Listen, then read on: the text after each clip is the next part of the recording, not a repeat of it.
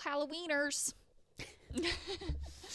I don't know. I have mixed feelings about Halloween. Yeah. Like, I love the spooky, but some of the things people have been putting up are like scary intense. It gets dark. I obviously love a good scary movie, but I think the act of like watching people try to create terror, not my favorite. I saw this one. It's very creative, but kind of like aggressively intimidating. They have their garage, and they're doing like it's like a projection onto the garage of The Ring, of someone coming out in their garage, and we drove past it. I was like, oh my gosh, like I would genuinely probably have a heart attack if I was a child and saw that. I think that was one of the first scary movies I ever saw. The Ring. Yeah, I saw Chucky way too young, because I think it was my brother that had me watch it, and I probably got looped into it by saying like, it's about a doll. Yeah. I remember Chucky was the first like truly scary movie I watched. Sorry if you got my shoulder popping in that audio. Nice. Ow. Here's crunchy. to almost 30. Oh, I know. I'm extra crunchy today. But yeah, I remember The Ring was one of the first like at a sleepover movies that everyone watched, and I didn't sleep that night. So. Oh no. But now I'm like, absolutely, I'd watch it. Now it's like, bring the horror. I know. So speaking of scary, today's topic, it's careers. I mean, it's one of those where when I think about career, it's interesting because we talked about it, I think it was yesterday. Yeah. We take a career counseling class as part of our licensure. And so we are like certified to do career counseling. That's part of our license. It's in our scope. But I just remember everyone dreaded that class. Yeah. And when we were talking yesterday, I was like, I feel like there's so much information that goes into career counseling, like all the assessments. I think, and I believe maybe that's why we were all kind of like, oh, because there was a lot of theories and assessments that you had to remember in order to pass that class, which are very helpful, but it does feel specialized when in reality, I mean, I don't, other than kids, but even for kids, they talk about school, which is like essentially their career. It's their job, but I don't know a single client that hasn't at some point brought up their job. Well, and that's why, like, so this topic was actually suggested by my sister-in-law, which I really appreciated. And in the back of my mind, I was like, why haven't we ever talked about this before? And I think it's for that reason, is that it's just always present with our clients. Right. Sometimes it's our main presenting concern. Like, I have a fair amount of healthcare providers that I see, but it's like, man, like, we should probably isolate this one. Yeah. So, extra spooky. Extra spooky. And not only for them, but also for us, because this is a very metacognitive topic, because we can't ignore the fact that this is also our career. Right. You know, for sure. Here we are. But, you know, and a lot of times when we talk about career, we talk about like burnout. Yeah. But this identity that like we do find ourselves comparing like just kind of life in general of like how well we're doing with how well we're doing in our career. And so not even it being like burnout, but truly like an identity fatigue of, am I doing enough? Think about when you first meet someone. One of the first questions they ask to get to know you is like, what do you do? What do you do for a living? It's like, man, why is that the first question you ask me? So again, like we are subconsciously and subliminally attaching our worth and our identity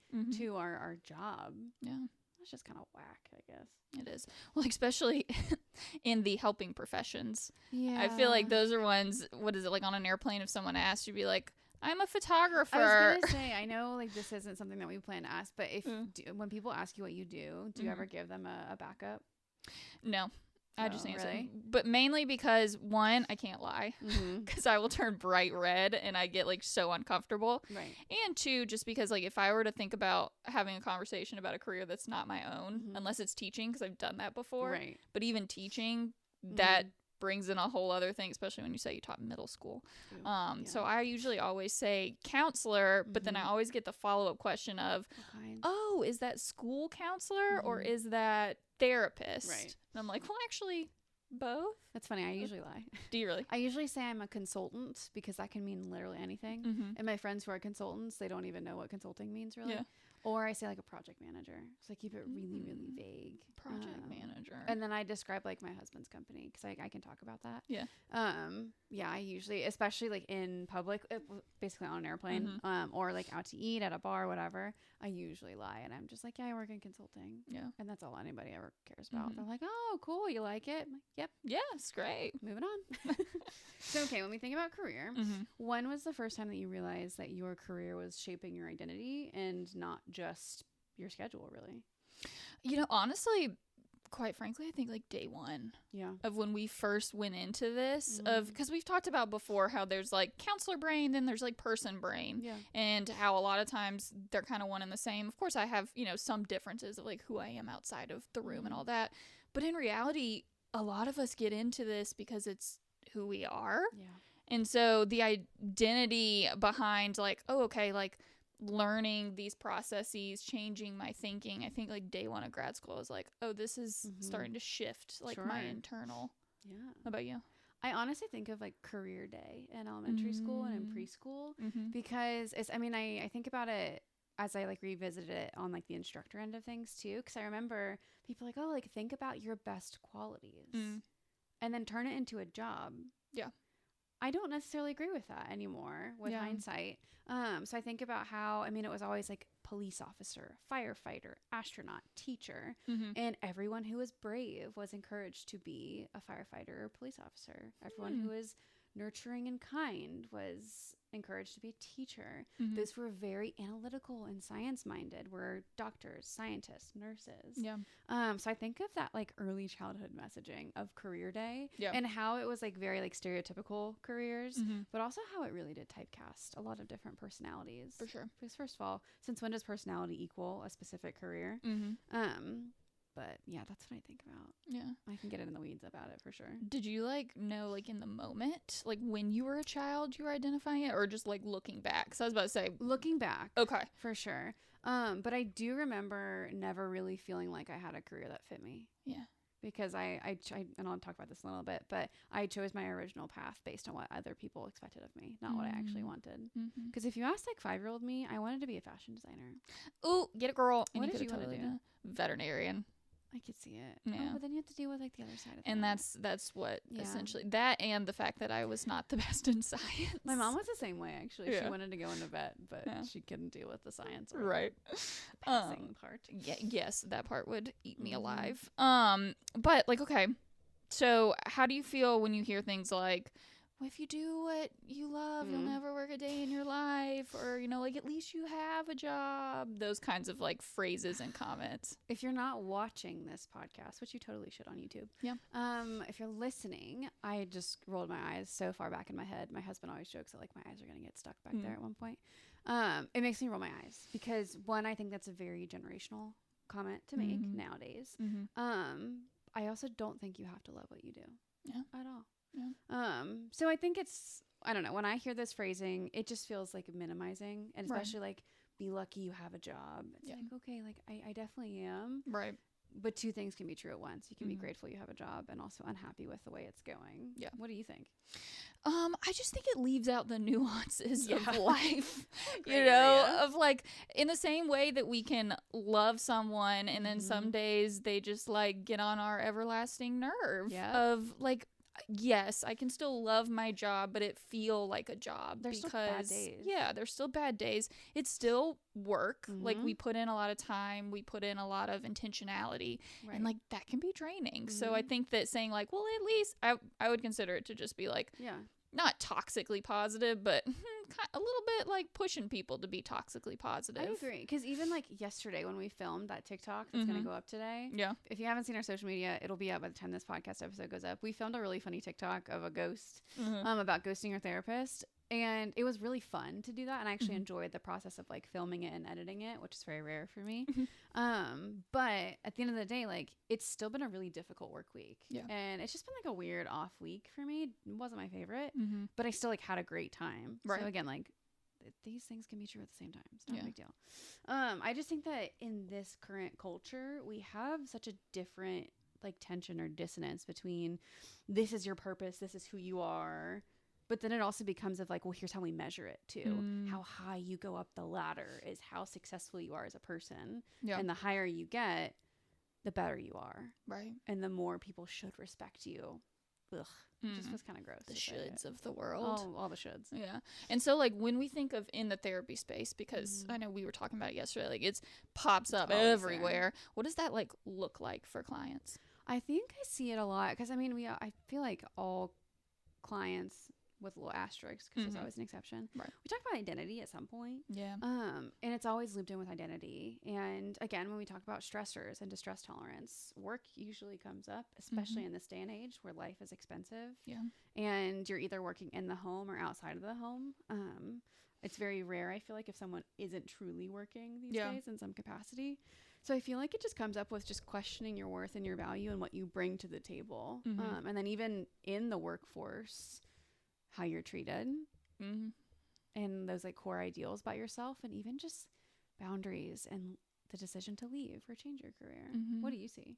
So all of that plus like a lot of processing their work, quote unquote, if you can't see me, I'm doing air quotes, productivity of like either they're really struggling with task paralysis, which is coming from anxiety of I have so many things to do, or not being able to like trust themselves. Of course, that imposter syndrome coming in there of like, okay, I can't finish things. I feel like I can't start, I can't finish, none of that. Or the complete opposite of overworking, never shutting it off, because they have that feeling of, okay, well, this is how I'm going to manage my anxiety around all of this, is if I just make sure that I'm 100% on top of it. And I am guilty of this. I think both of us are guilty of this sometimes. We're working. But of like that, okay, if I just keep pushing, keep going, if I do this, then I'm going to be amazing. Really, and then that's going to make me feel fulfilled. Yeah. Even on the child end of things, these kids are thinking about their careers so young, and not just in I want to play police officer when I'm dressing up today. Instead, it's, I mean, these kids are in late elementary, early middle school, and they're thinking, well, I need to make sure I'm studying hard so I can get into a good college and have a great job. Yeah. In the back of my mind, I'm thinking like, I hope the biggest decision you have to make today is what you eat or what you play on the playground for what recess. You wear today. Right. Because and the things that I like to like kind of redirect these kids about is, hey, the best thing you can do for your future right now is learn how to learn. Learn how to learn, how to ask questions, how to connect with other people, learn what you love, what you don't like. That's going to be the best way to set you up for success. Not, are my grades picture perfect so I can get into a good college? It's like, oh my gosh, like, sweet friend, you haven't hit puberty yet.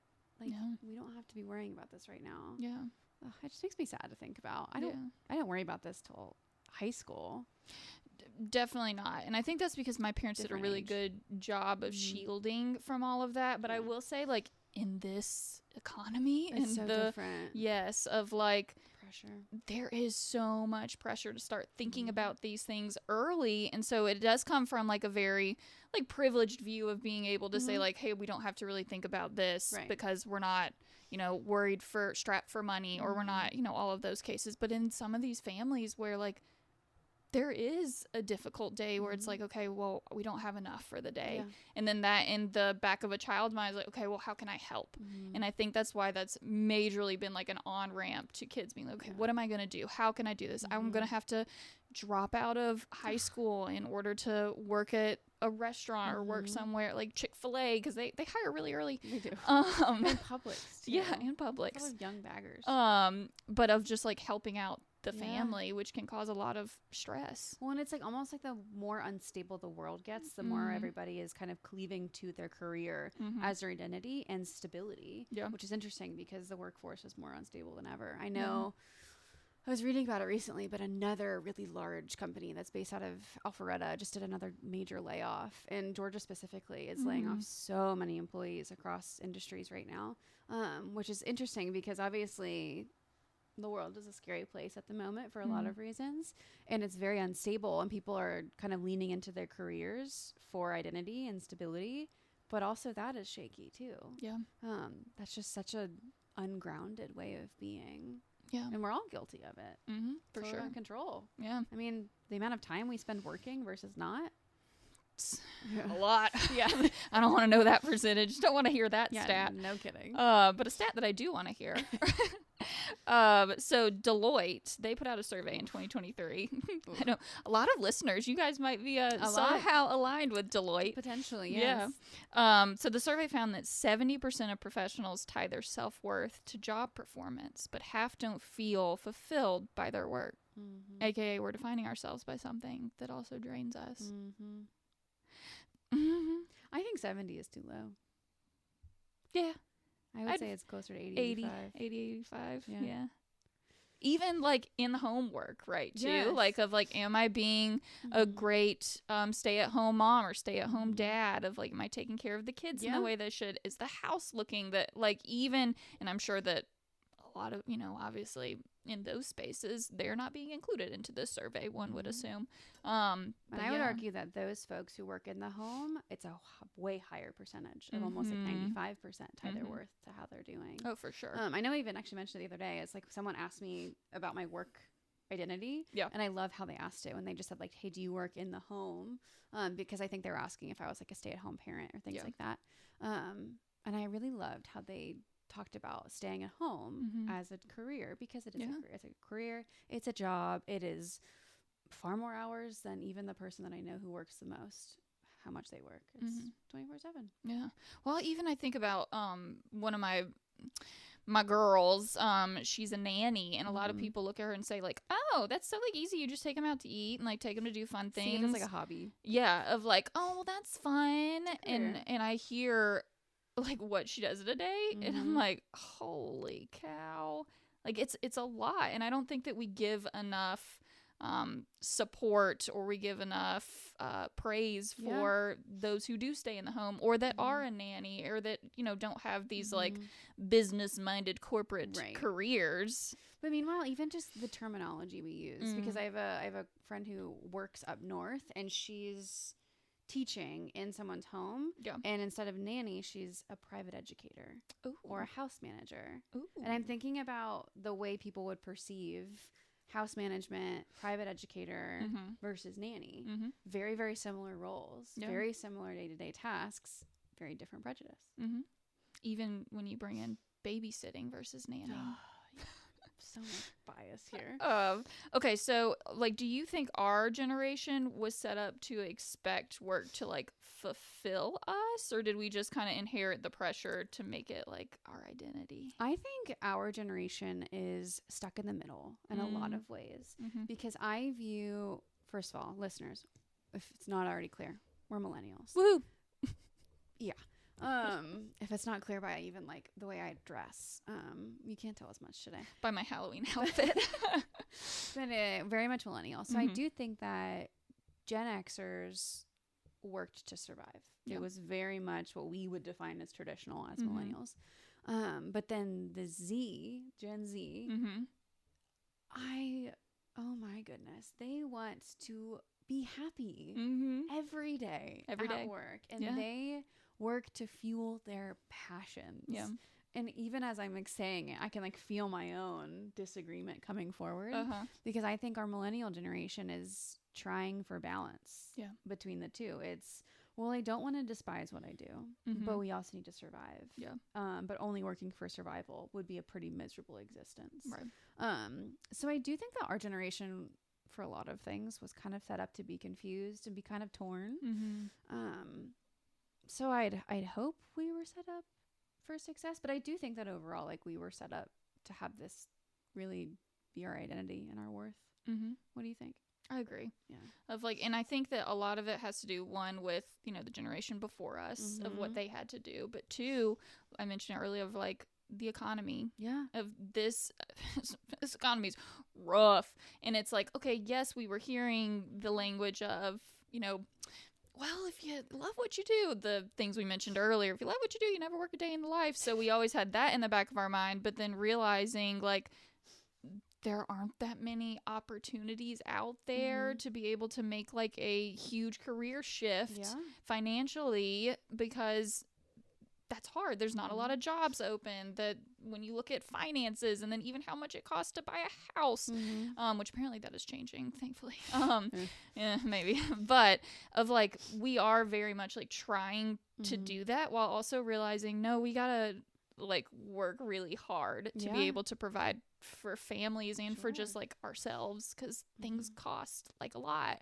And then also I want to bring in like the next generation. There's so many new jobs that allow for people to just kind of enjoy their work, like, and like pace and like the online sphere, content creation, influence, travel, planning, all those things that I feel like we just didn't know of when we were coming out of college or in college, because they just weren't on the scene fully yet. Whereas now there's a whole like brand towards that, like these kids that are growing up, that's what they want to be. Instead of a police officer, they're like, I want to be a TikTok influencer and a TikToker. It's like, oh, okay. And I do wish that like our career counseling education helped us with the stratification of like generation and career identity, right? Because I know that we talked about, I loved this like Super's identity rainbow.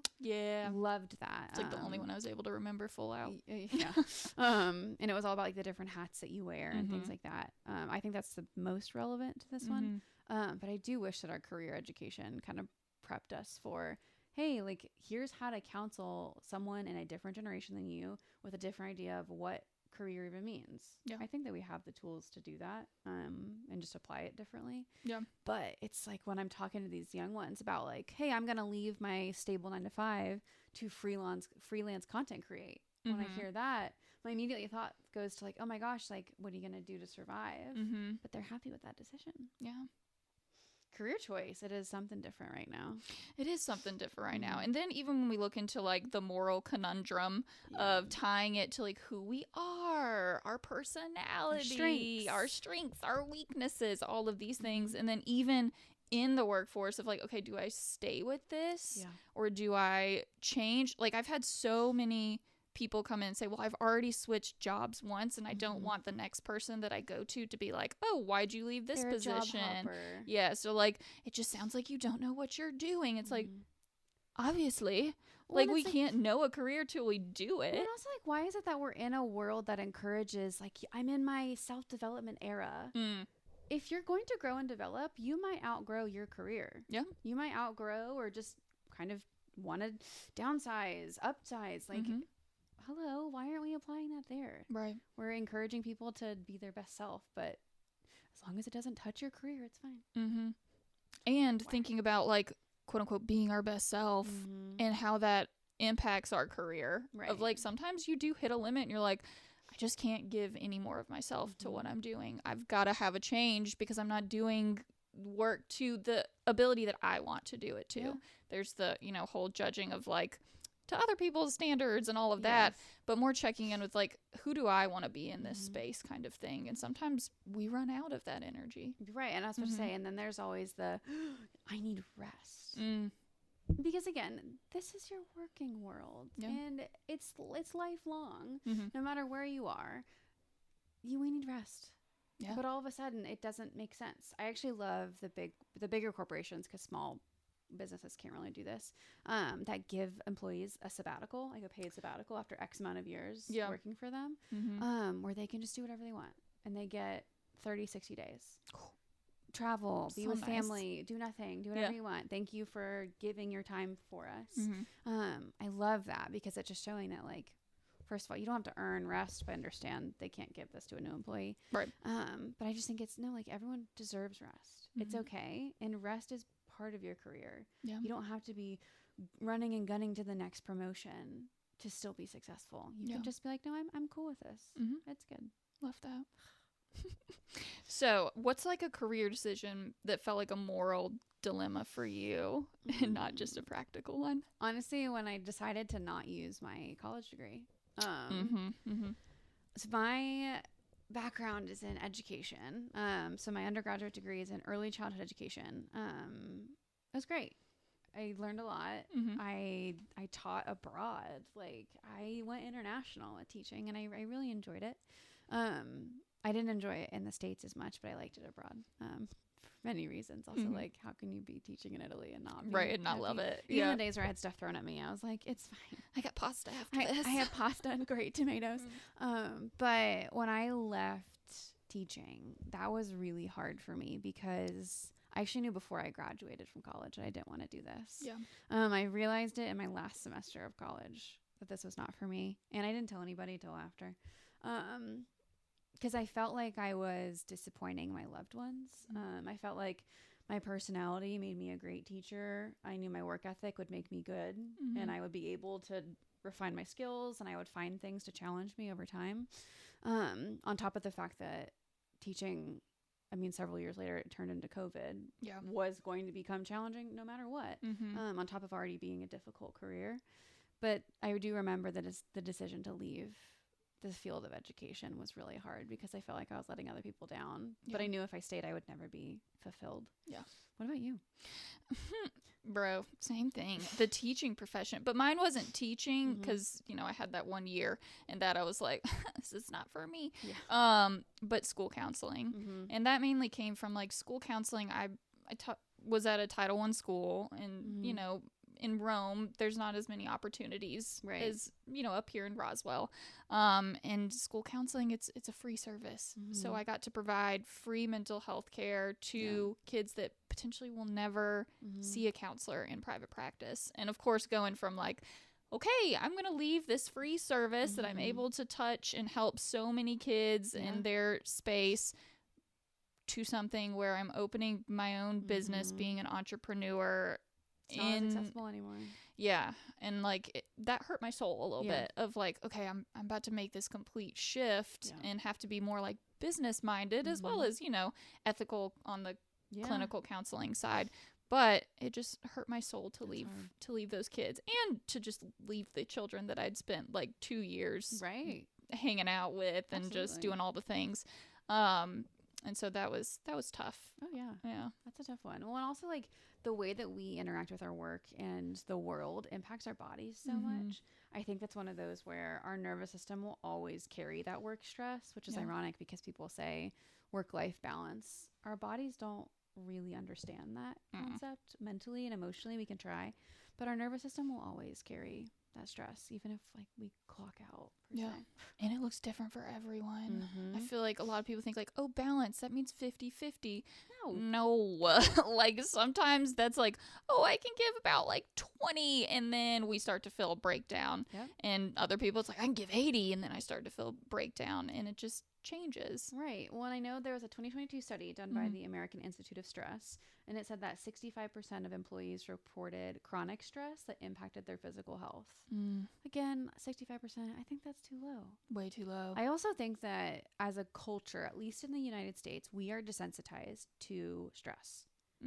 I think stress is way too normalized in our society, and that things are just like, oh, I get it, or it's almost seen as a badge of honor. It's like, oh, I have a tension headache for looking at my screen for too long today. Yeah. It's like, great job. No. It's like, that's your body telling you things. When I was abroad working, it taught me so much about the workforce over in Italy too, because it was like, yeah, run home for lunch, take a nap, come back. You have your, I think it was like 80 minutes or something. And I was talking about anxiety when I was there, and everyone was like, oh my goodness, like, that's so much of a big deal. And here it's like, yeah, it's classic. Sky's also blue. Right. Are you even working if you don't have anxiety or depression or compassion fatigue? Well, I was saying, and that's what we see with our clients. It's like the nervous system dysregulation, executive dysfunction, cortisol upticks, also incidences of chronic illnesses that are being kind of pulled out of dormancy because of work stress or just survival stress. Insomnia. I mean, the sleep, you guys, of wondering why we have restless sleep or we can't get to sleep. All of those things of like our body tells us things and we've got to listen to it. And the fact that like Sunday scaries is a widely known concept. I'm like, huh. And our body will know because of our circadian rhythm when a Sunday night is. So then we add in the layers of like stepping away to regulate. Yep. And, you know, there's some spaces where it's very easy, where there's like the teaching sphere where you literally have to say, hey, I have to go to the bathroom. Can you stand in the hall and look at both classes while I try and take this bathroom break in like 0.3 seconds? Well, and for like non-educators, I remember it was very common for teachers to have recurrent UTIs and kidney infections for not being able to go to the restroom. But keep in mind, this isn't a mental health break. This is a physical, like, bio break. Right. So in that line of work, you don't even get to listen to your body. Yet we're teaching children to listen to their body. Right. Because again, like, there's not PTO. There aren't mental health days. There aren't wellness stipends and these budgets for things. You know, when someone has that, that's amazing. Does the workplace have a culture where you can actually utilize it without shame? Right. We don't know. So I guess if we are working with clients who don't have that ability, whether it's within the nature of their role, like teaching, or it's just the culture, what do you think are some good ways that you can still, quote unquote, step away and still ground? Yeah. So I always, y'all are going to hear this and be like, of course she's saying that.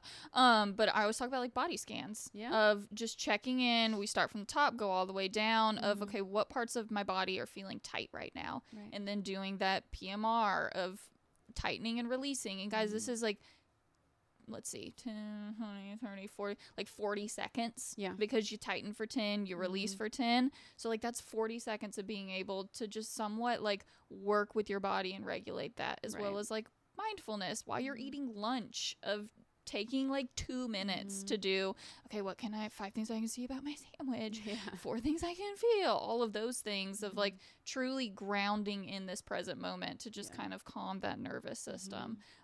You've talked before about like going to the bathroom, cold water, wash your hands. I'm trying to think of, I think those are typically the ones I use because they're just quick and they don't really expect you to get out of the space. But I always believe, like, if you can go to the bathroom, even if it is just in the bathroom, you guys, or like a break room, that getting out of that space is healing just in that. It is. Well, and even I know that like with a lot of healthcare providers, when like they've had to scrub in and out, we make that into some kind of grounding exercise, because it's something very mindless that typically is like already in your routine. So for anyone, look at these things in your routine that you're already doing and see what we can integrate in terms of grounding. For a lot of like people that work in the home, we talk about when you're brushing your teeth. For a lot of folks, like me included, you just kind of zone out. But you can use that time. Again, it's 90 seconds. So obviously it's less than 2 minutes. And you can really ask yourself, okay, how am I doing today? What's this going to look like? And what am I hoping for my day? What can I do for myself? And I always like to phrase it as, you typically check your weather app before you get dressed. You can really check in with your mental health to inform how you go about your day. Yes. And even things like sensory integrations. No one's going to look at Sour Patch at your desk and say, ooh, are you having intense anxiety today? They're just going to say like, cool, happy Halloween. Can I have one? Right. And so you can have things like sour candy, like essential oils, even just a lotion that has a scent that brings you like calm, a blanket draped across the back of your chair. There's little things that you can do and tips and tricks to provide sensory integration and grounding without it looking overt, if there's no wiggle room, unfortunately. And you mentioned it too, proactive regulation, you guys, of like, we do not have to be in the midst of anxiety in order to prepare for our day. Of when we wake up, go ahead, check in with yourself, like, okay, this feels like I'm a little bit tired, I'm a little bit more tight in my body, I just want to check in, call it to the table of like, hey, here's where we are today. Go ahead and start doing some of those grounding, some of those, you know, coping skills, regulation, all the things, and just like allow yourself to be for the day. Well, and especially like if you work in the home, integrate your children too. Something that I've actually like encouraged a client to work with is like cold. Because we talked about like really regulating our nervous system. We ended up making like juice cubes for their child. And obviously Froze, their favorite, was like a low sugar juice blend. And when parent was feeling overwhelmed and dysregulated, went to the freezer, grabbed a popsicle for themselves, grabbed ice cube to either put on a pulse point or put in their mouth. And kiddo got to have the same interaction with their favorite juice. So also we have the co-regulation. So their mirror neurons were super excited. And having that like bonding experience of, hold on, parent is feeling overwhelmed. I'm just going to go to the freezer, 10 seconds, grab this. Do you want a treat too? And you can both have that sensory come down, which is a pretty fun time. And even in like the corporate side of things, the amount of times I've like watched my husband make coffee and then leave it and forget about it for another 4 hours. When you're making your coffee or reheating it for the third time that day, take 10 seconds. Like have your hands around the warm cup of coffee, tea, whatever. Smell the aroma, kind of if there's a sound, if it's a tea kettle, anything like that. Be able to see it swirl and then have that drink. It's sensory integration. Yeah. Only a few seconds. Yeah. And I feel like people think that these things, they have to be like, oh, I got to stop for 10 minutes and do yoga. No. The thing you just talked about, like that's 10 seconds, 40 seconds, 30 seconds of you guys. That's enough. You can get so much regulation done in a very short amount of time. But also, like, understanding that your body's telling you something. Yeah. Like, your body is saying, hey, something's happening, something's going on. And we've said it on this pod a million times. But your body sometimes knows, actually a lot of times, knows before your brain and your heart does. Of, like, your nervous system is firing off about something. Do we 100% say like, oh, if you're feeling more dysregulated, that means it's not the correct profession for you? No, but it's maybe saying, hey, there's an element in here that I'm struggling with or that doesn't feel comfortable, and being able to sit with that and comfort yourself through that is so important. So in the past for you, has your body ever given you that alert of like, hey, something's not right in your career specifically? Oh yeah.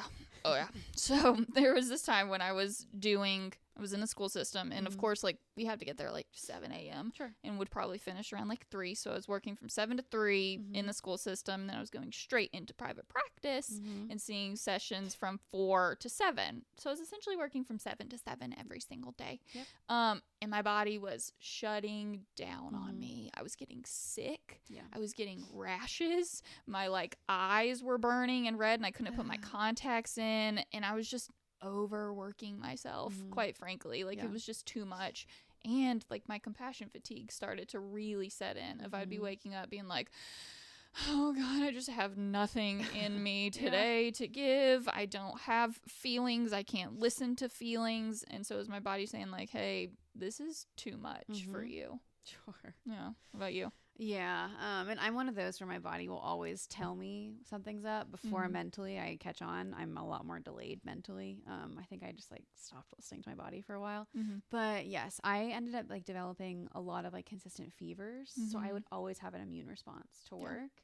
And then I would get a lot of heart rate notifications that I was getting tacky with my heart rate.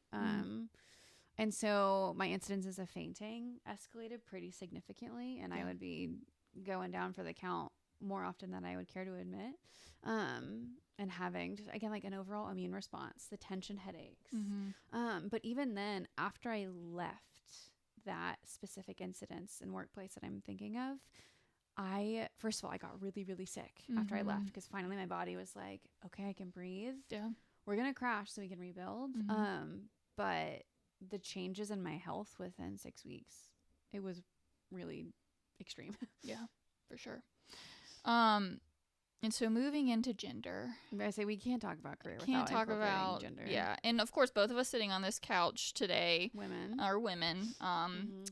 And you know, there's this, I think it's shifting, but of course we were in like the middle of this again, of like, okay, typically when we talk about women, you are kind of like pushed towards helping professions, nurturing, like caring for others kind of things, usually at the cost of rest. Like, oh, even if you do work, when you come home, you got to take care of the kids. So like prepare for that. Or if, you know, you don't have kids, like the animals or your husband.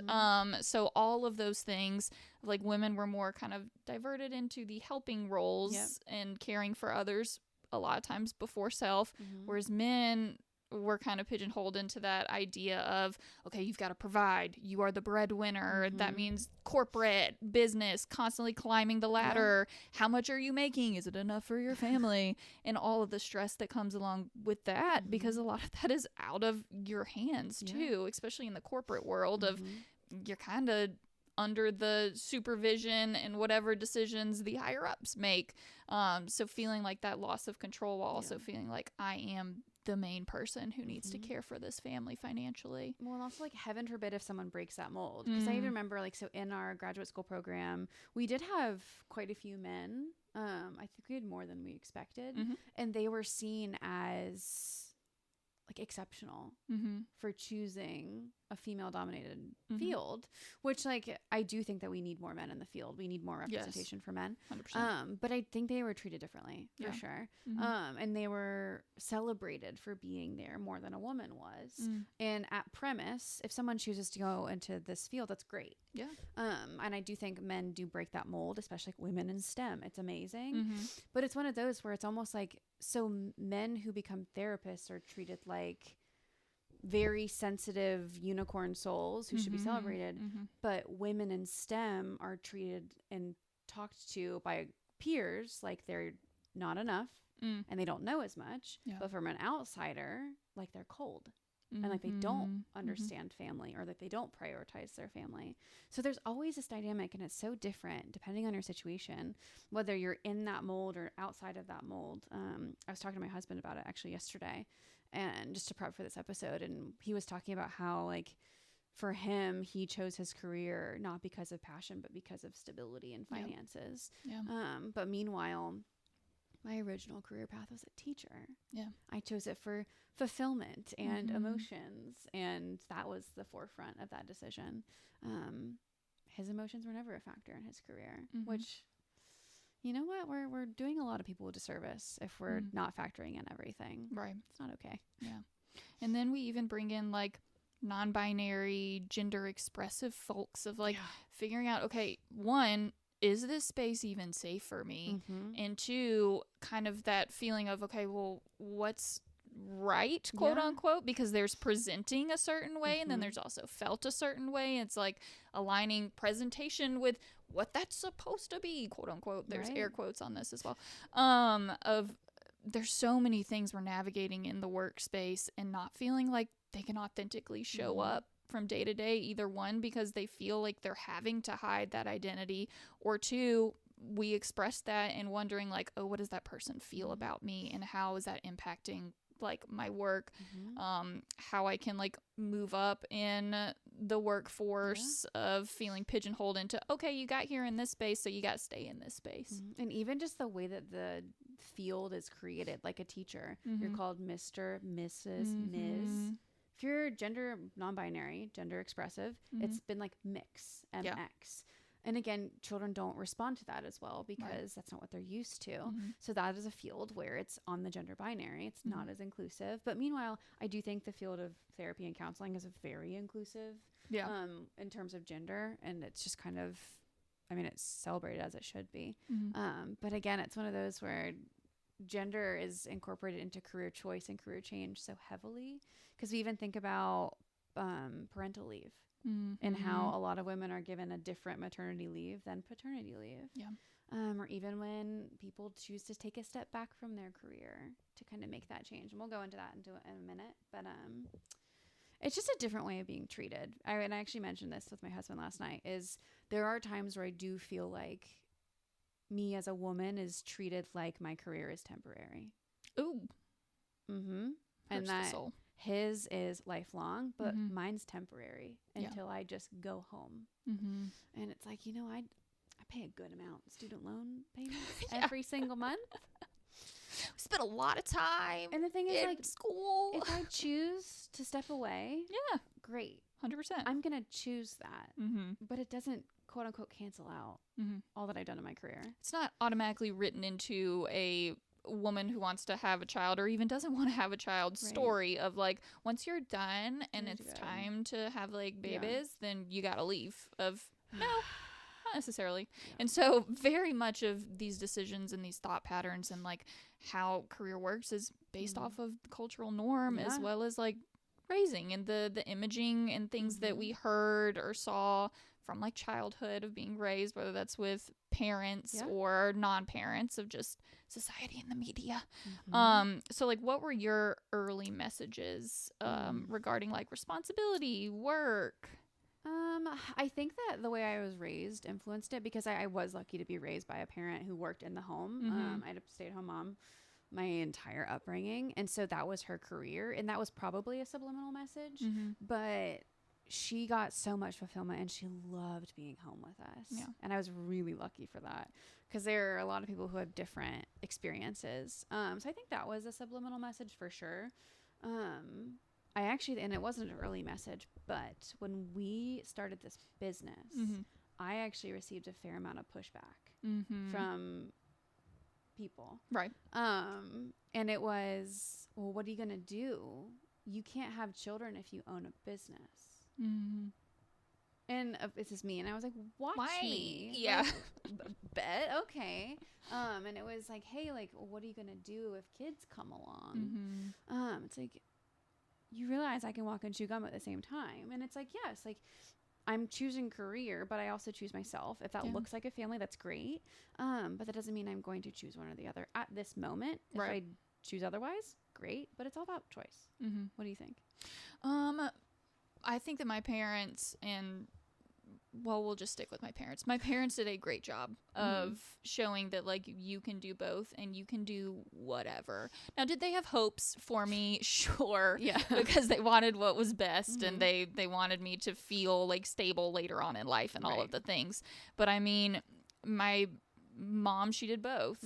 And then my dad, of course, like, he worked, but they made it work. And so showing that, like, no, you can have both. You can have a kid and work outside of the home, but you can also stay in the home and be with your child. Because my mom did that for a couple years when they were up in Michigan, as she stayed home with me. But then even my dad, he would go to work, come back to the house on, like, lunch breaks to spend time and connect with me, and then go back to work. So it was kind of like sharing that responsibility of, like, it's not all just a man's job or a woman's job to do specific things. Teamwork. And, like, my dad, he owns his own business, is an entrepreneur. So when we started moving into this space, of course I got the, like, okay, well, are we sure? It's a lot. It's a big deal. But also there, and this is actually interesting, I didn't realize this until Kyle met my family. I had never processed this, but there's so many people in my family who are entrepreneurs and own businesses. And I was like, huh, yeah, that's right. I've never noticed that before. So I think that messaging allowed me to feel a little bit more confident in this of, like, okay, I've got a lot of people that surround me who've done it before. And also, like, I've just kind of seen it. Whereas I know a lot of people. Yeah, I'm one of one. I don't really have any. Yeah. And I know a lot of people, they're like, well, what is it? Only like 1% of businesses succeed, or 10%, whatever it is, this random stat. That's what I got a lot when we first started. Of, like, not very many succeed in all these things, whereas my family was kind of like, okay, you can definitely do it, and we'll see where it goes. If it goes great, we are so happy for you. If you guys need some help, or if you need anything, we're here for you, and we're going to support you for that too, but you got to follow it. I like that. I mean, even before we started doing this, I thought, should I go and do culinary school and become a baker? And my dad was like, I mean, we can definitely do that, because I want you to feel good what you're doing and be happy, but let's process it a little bit. So I think I had a very good relationship with that, which is not the typical. So. No, because I mean, we really do need to incorporate survival, because at the end of the day, we work to survive. Yep. And especially right now. I was actually just talking to my spouse about it. It sounds like we have so many conversations all the time. They're all related. We were talking about last night. We were just really proud of ourselves and, like, the family that we're building for establishing ourselves right now, because we were talking about how hard it is to survive in this day and age. Yeah. And, like, we purchased a home together at the end of 2023, which, oh my goodness, it's amazing. A bucket list item. We worked so hard. We continue to work hard. And we were having the conversation with each other of, like, how difficult it is for different people to survive. There's certain changes that are happening that's going to make it even more difficult for certain populations to survive soon. And so we have to really think about survival versus fulfillment, because most people can't choose to be fulfilled and survive. Yeah. It's a choice for sure. And so it's this idea of, like, a want versus a need, of sometimes, like, we want things, but hey, we're not in the space where we have that opportunity to fulfill that right now. We have to be in the need section, and understanding and releasing some of that, like, guilt and shame, and being like, okay, no, this is where I am right now, and I've got to do what's going to be best for me right now to set myself up for the future. My friend, I was listening, her husband is a pastor, and he said that, you know, a setback is sometimes a setup. And looking at, like, sometimes, we feel like, oh, that's a setback and I'm moving backwards. But in reality, no, that's setting you up for something better later on. And looking at that as, like, sometimes we do have to focus on those very in the moment, like paying bills, putting food on the table, saving money. Well, and I think that actually a really common survival choice I'm seeing a lot recently with, like, my peers are, it's for my peers, it's women that have had to make this choice, but it's women who've actually had to step away from their careers to stay home because of the price of childcare. And a lot of these women say, like, hey, it's going to cost more for me to work and enroll my child in daycare than it would for me to stay home. Which, oh my goodness, what? Because I feel like before it was, like, kind of praised when you decide to move home and kind of care for a child and work in the home. But now it's such a big survival choice for a lot of folks in a lot of family situations where someone has to step away from their career because of the price of childcare. And that's not what they want, but it's what they need. Right. And it's so common. Or even like, well, no, I have to stay in this career that's not serving me because I need to put, like, my dinner on the table. I need to have bills paid. I need to help pay for all of these things. Or people needed to take second jobs. We have with the government shutdown. It's all over the news, like air traffic controllers are door dashing and doing Uber Eats and Uber outside of their working hours. And it's going into the holiday season. It's a tough time for all of this, which actually means it's a great time for this podcast. But it is us having to go into, like, that survival mode, right? And if we stay in that, and if, like, that's where we just are, that's when those questions come up of, like, okay, why am I doing this? What is my purpose right now? Do I even like this? And those questions are valid, but also in the identity that it's like, it's possible to have dreams and be creative and all of that, but we do have to continue to, like, manage our nervous system when we aren't able to be as creative and dream as much because we are in the process of, like, we're just making it right now. When I talk to clients about this all the time, and I feel like some of them are more shocked to hear this than others, when we are in, like, survival mode, our nervous system is activated. We are thinking out of our amygdala and not out of our prefrontal cortex. We aren't going to be able to think about coping. We aren't going to be able to think about regulation as our first line of defense. Our first 10 thoughts in our brain are about survival. So if we are in the survival mode, it really does need to be attached to a lot of self-compassion. Of, if I am in survival mode and I am excessively anxious, we don't have to shame ourselves for this one at all. We don't ever have to shame it, but maybe we give ourselves a little bit more of that grace in these moments when we are in serious fight or flight, just trying to survive. Sorry, my dinosaur keeps falling down on my head, so I keep, like, holding my head. Okay, so, like, have you ever had to go into, like, a survival choice, whether that's regarding work or just deciding, like, the future, and then how did you make peace with it after it? Yes, for sure. I did it as an adult. When my husband and I realized we wanted to buy a home, I had to see more clients. But again, we are in a profession where it's commission. It's great when you need things and you have access to up the amount of people you see. But I had to do that very intentionally. So I was very specific about, if I'm going to see X amount of people, I'm going to see these people. And I think I still do that right now.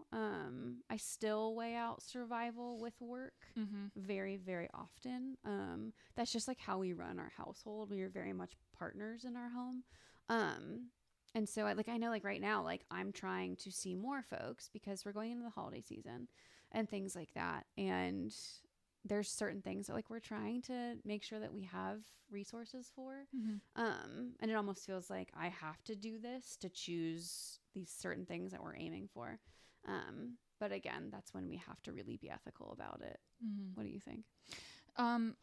Yeah, that's essentially why I went into, like, the school system. Is I was at private practice, and it was, you know, a great experience, but we did not have insurance of any kind, and I was hitting 25. So I was coming off of my parents' insurance, and I needed to be able to, like, take care of my body. And so moving into the school system where, of course, like, that's built in. You have built-in retirement. You have built-in insurance, which is an amazing perk of the school system. Yes. And it is great insurance. And so I had to say, like, okay, I have to find something that I can both do what I know how to do from, you know, what I'm qualified for, while also like taking care of my body. And it was a tough decision, but ultimately I am glad that I did it. And then, you know, of course there's now with just life currently. Well, I actually don't even think I've ever said this often, but like I remember when we were about to give in our notice of resignation and then start this kind of adventure, I had a job offer that just kind of came up, and it was a dream job. And this was a true like survival choice I had to make because it was salaried with a very nice salary. It's a really generous salary. The insurance was amazing. The benefits were phenomenal. And it was a dream job. It was a very lengthy commute. It was like at least an hour one way, and it was a 5-day-a-week position. But it was that, or having more flexibility, having choice, being able to do all these things. And, you know, in the short term, I'm grateful I was able to choose a very risky option. I mean, that wasn't stable. It was not stable at all for months. And that was obviously a decision I made with my spouse as a unit. But those decisions are so hard. And it weighed really, really heavily for a long time. Lost a lot of sleep over that one. But overall, like, you make it for a reason. And if you are in the position where you get to make that choice, that is a gift. As long as it is your choice. And I think that's the biggest thing, is prioritizing, is this for me or am I doing this for someone else? Or out of fear of something else, of like, no, it felt, you know, encouraging in my soul and fulfilling in my soul to move forward with this for me. And then sometimes even when it doesn't feel encouraging, but you do know that it's like what's going to be best for you. Well, and I think that like we've really touched on it a good bit of just like identity shifts. And when your career transitions, a lot of folks, I'd probably say most, you're going to have transitions in your career. Maybe your title changes. Maybe you go to a different corporation. Maybe you just change your career fields entirely. That comes with so much other shifting. Maybe it's a logistical change, a financial change, but it's an identity shift at the end of the day too. Because we are in this culture highly enmeshed with our identity and our job. And then with that, it's grieving that change, right? One, change is scary. It is. And it's a lot. And so understanding that there's going to be some grief and some sadness around that change. And of course, like the fear of that, and it being okay, that it was not a waste of your academics. It wasn't a waste of your time. It's not a failure, even when it feels that way. But also like being very vulnerable and honest with yourself of like, okay, this is the way that I'm feeling. But recognizing that not all thoughts and feelings are based in fact. And all facts. Like even going from teaching to entrepreneurship of this practice, I went from being like celebrated, like, oh my goodness, oh my gosh, some comments were like, you'll be such a great mom one day. That's so caring. That's so kind-hearted, to wow, like that's intense. You work a lot. You are dedicated. I don't get a lot of comments about you're going to be such a great parent based on what I choose for work. I get them for other things, which is very kind. But it's just it's an identity shift. And you had to grieve that perception of you based on your identity as an employee for a long time.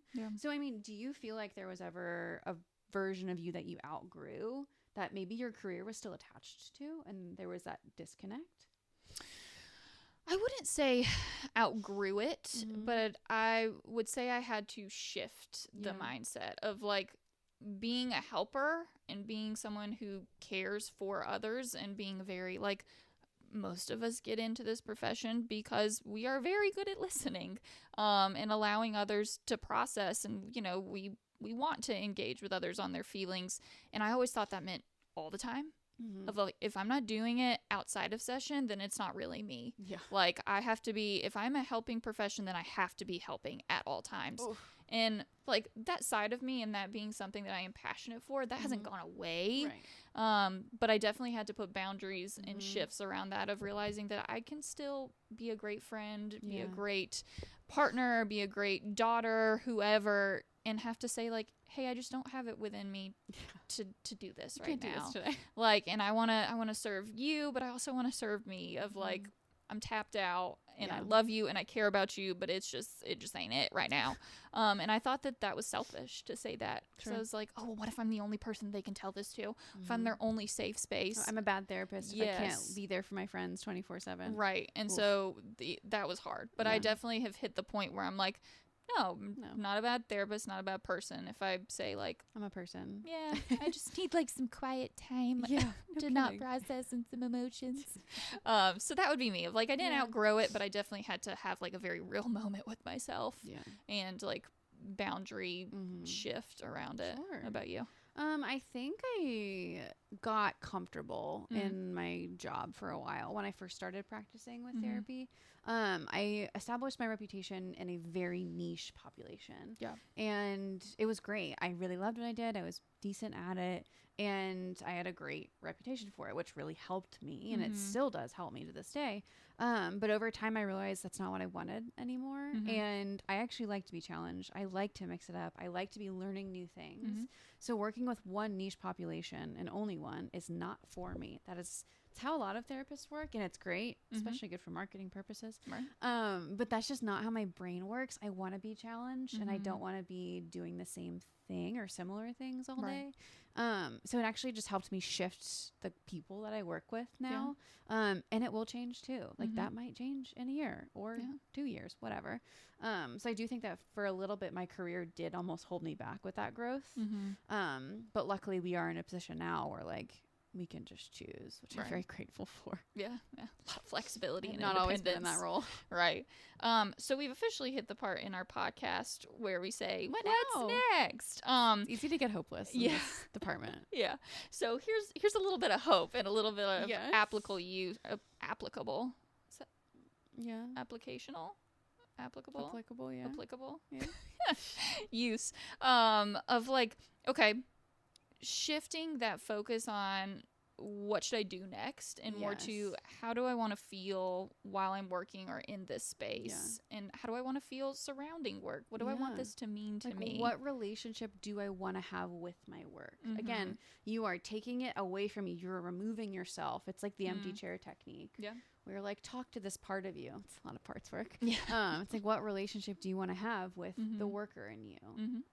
So it's not just always in you. Yeah. Gross. And some like, okay, so work doesn't have to define us, but it can reflect you. It can. And it can be like a part of like, okay, yes, I love that this is the way that I am perceived in this job, not because, oh, they perceive me this way and I want to make sure that I'm doing this so that I can be perceived this way, but instead of like, no, I'm proud that people come to me and say like, you are a great helper. Right. You will be all of these things. But also recognizing that people are going to say stuff and it's not going to feel like it aligns. And that has less to do with you and more to do with just society, quite frankly. When we think about ourselves and our relationship with work, just remember that like our work and the feedback we get, it can reflect qualities in you. It can reflect your strengths. It can reflect your growth edges. It doesn't have to reflect who you are as a person. Right.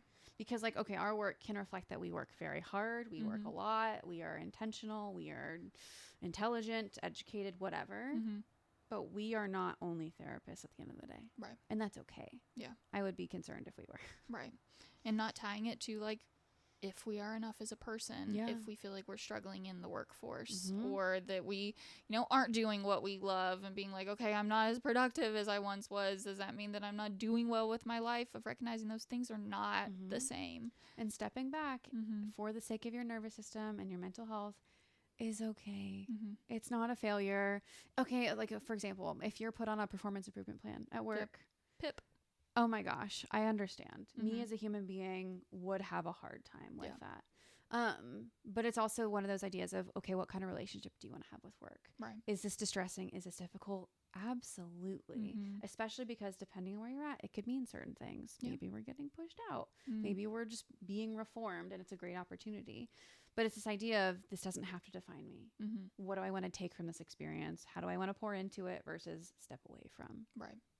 So like when you think of enough, how do you measure that within like career and how has that changed over time, if it has? It has changed. Yeah. Pretty drastically. I did define myself by my career for a really long time. I think until I went to grad school for this. And I think that the way I measure enough is actually by how little I think about my career. For me, the less I think about my career when I'm not here, the better. And that has been instrumental, because it's interesting, because like owning this business, we could work 24/7 if we wanted to. Totally. That like entrepreneurship, oh my goodness. And we're also, we've talked about it a lot, but like we're rewarded for overworking. And I think we were actually just talking about that balance of like when to say no and when to step back. Yeah. But for me, at least, it's when I'm thinking about how I'm doing, and if someone asks me how I am, if my first answer is only work related, that's when I know things aren't going well. I want to be thinking of my life. Work is involved in that answer, but that's kind of how I measure how I'm doing. Yeah. What about you? So professionally, of course, like before I thought, as being a good therapist, I have to have a light bulb moment every single time my client has to leave being like, oh my gosh, I'm taking this away and I'm putting it on my Instagram. It's something my therapist said. And that was like an enough. I have done enough if I have caused them to have some earth-shattering realization. And I've had to shift that of realizing that there's a lot of work in the silence. There's a lot of work in just being there and being present. So like, for me, that's how I know that it's enough. And this is shifted into both like personal and professional, of if I'm showing up and I'm able to be there emotionally and be present. Yeah. Of like not checking out, not tuning out, of like, okay, I was able to sit with this person and be in just life with them. Yeah. And that's both like in session as well as like outside of a session. I realize there are many times where I come home and my person is trying to talk about work and I'm like, I'm not here today, sorry. It's like my eyes are open but the lights are not on in my brain, and I have to literally say, hey, I'm so sorry, I did not hear a word that just happened. Can we take like 10 minutes to just like vibe, and then let's come back around to that. And that's how I know that I'm checking in with myself too. Of like, I'm not just faking it with people, because that's going to impact the relationship too if I'm just like trying to push through and I'm not actually fully present with them. It's true. And so that's how I kind of define being enough. I love that. Personally and professionally. And also just like having that check-in with ourselves of like, who am I beyond what I do? And I think a lot of people would struggle to answer that question, because that's just not a common thought. And just really having that reflection of, okay, like this doesn't have to define who I am. Who do I want to be right now? Does that look different? Is it the same? What do I want to do with this information? And so recognizing that when we talk about honestly most things, it's a balancing act. It is. Right? Of like, careers are about belonging, they're about identity, but they're also about like survival and trying to figure out, okay, how do we navigate in this world and make sure we're caring for ourselves, and then sometimes taking care of our family. And just recognizing like that's okay if the balance feels hard, and that we don't want to judge ourselves in those times, because it's essentially like a coach looking at you and being like, you suck. Like, that's not going to make you want to perform better or do better. Instead, it's going to put you down. And so just being hard on yourself in those times, that's only going to hurt you, and it's not helping the situation. When we think about like the just enough theory of secure attachments, so when parents have those secure attachment based decisions, I think it's like 25% of the time, 30% of the time, that is just enough for a secure attachment. So just reminding that for yourself of like showing up, going through the motions, trying to do this, giving what you can, it is more than enough. Yeah. And you don't have to do it alone. Nope. We've got community, family, those that you trust, of like, maybe we are not talking about it, but it's pretty, at least, what was it, 70%? Yeah. At least 70%, which we're just going to go ahead and say 85% of us are struggling with identity, are struggling with, you know, what does work look like for me, and am I in the right position? And so having those conversations, and sometimes it takes us just being like, hey, I'm having a really hard time right now, for us to see like, okay, I'm not the only one that's feeling this. And that's super healing and helpful. It is. And keep in mind, like, if you are seeing, at least in the state of Georgia, and you are looking for a therapist, or you have a therapist who is an LPC, I can't speak for LCSWs or any kind of social worker, even MFT. Someone who has a LPC is required to go through career counseling training to have their license in the state of Georgia. So if that is something that you want to explore with your therapist, like, there is the credentialing that is in scope. And we're here to help. Yeah. You are allowed to build a career that keeps you alive without it being your whole world. Big fact. And so checking in with identity of like, okay, who am I outside of work? Who am I outside of the home? Who am I outside of my children, my spouse? Of like recognizing you are you. And you're just enough. Yeah. Thanks for hanging out with us on this Halloween. Hopefully I can get this up today. But if you would like to work with us, or with our beautiful and amazing Sarah Norris, who is an LCSW, fully licensed. Amazing. We love her. Go ahead and check us out on www.soulhavengeorgia.com. We're also on TikTok, Instagram, YouTube, Spotify, iTunes, all the things at Soul Haven, Georgia. And then remembering that this is not a replacement for therapy. Nope. If you feel that you are in immediate crisis, you can call 988-911 or visit your local emergency room. We'll catch you next time. Bye.